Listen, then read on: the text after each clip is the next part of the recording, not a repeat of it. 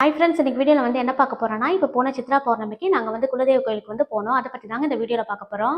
நாங்கள் குடும்பமாக குலதெய்வம் கோயிலுக்கு பொங்கல் வைக்க போனதுனால கட்டை பொங்கல் வைக்க எல்லா பொருளையும் கொண்டு போக காசுக்கு வண்டி ஏற்பாடு பண்ணிட்டு போயிருந்தோம்.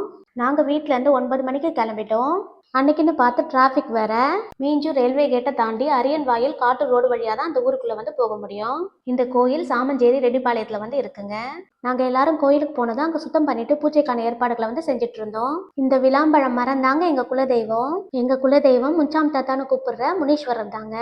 நாங்கள் அவரை கொண்டு வந்து வெள்ளை வேஷ்டியை சுற்றிட்டு மாலை அலங்காரம் பண்ணிட்டு சில வருஷங்களுக்கு பிறகு இந்த வருஷம் தான் நேர்ந்து வச்ச செவலை கொண்டு வந்து கறி சமைச்சு சாமிக்கு படையல் போட்டுட்டு தெரிஞ்சவங்க சொந்தக்காரங்கன்னு எல்லாருக்கும் வந்து கறி விருந்து வைப்போம்.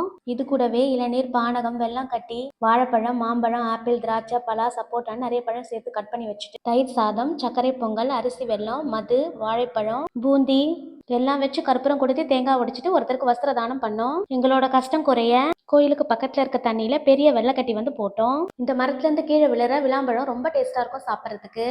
நீங்களும் வருஷத்துக்கு ஒரு முறையாவது குலதெய்வம் கோயிலுக்கு வந்து கண்டிப்பா போயிட்டு வாங்க. தேங்க்ஸ் ஃபார் வாட்சிங்.